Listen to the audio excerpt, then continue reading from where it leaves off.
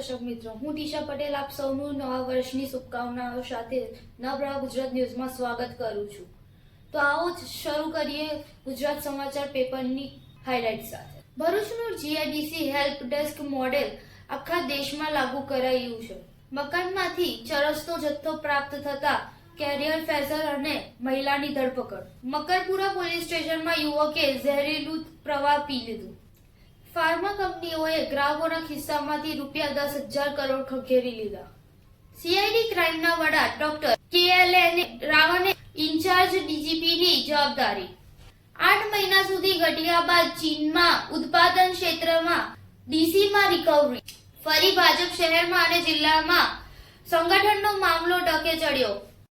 ચાલો આગળ વધીએ થોડી દિવ્ય ભાસ્કર પેપરની હાઇલાઇટ સાથે. 53 વર્ષ પછી હોળી નહીં, બ્રિજ પરથી પસાર થશે ગામ. દર્દી ખભા પર નહીં પરંતુ એમ્બ્યુલન્સમાં પહોંચશે હોસ્પિટલ. કરજણથી ઝડપેલો અનાજનો જથ્થો પાદરામાં મેનેજરે ગોડાઉનમાં વેચવા આપ્યો. રાજકોટમાં 700 માંથી 350 થી વધુ કારખાના બંધ કરવાને કારણે રોજનું 3000 કિલો દાગીનાનું ઉત્પાદન ઘટીને 200 કિલો થયું. જંબુસરમાં ઓએનજીસીના કોન્ટ્રાક્ટરે મંજૂરી વિના ખોદકામ કર્યાની ફરિયાદ. 2026 ઇક્વિટી માર્કેટ માટે પોઝિટિવ. સેન્સેક્સ લાખ, નિફ્ટી ઉપર 30,000 પોઈન્ટ સુધી તેજીથી સંભાવના. એમએફ રોકાણકારોની સંપત્તિ 81 લાખ કરોડ સ્તરે. એસઆઈપી દ્વારા 3.4 લાખ કરોડનું રોકાણ.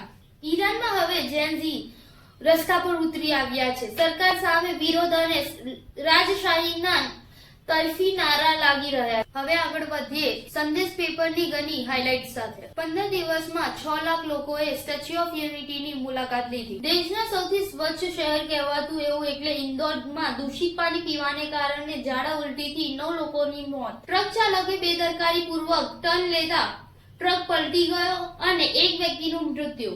વડોદરા, ભરૂચ અને દાહોદના આરટીઓની બદલી.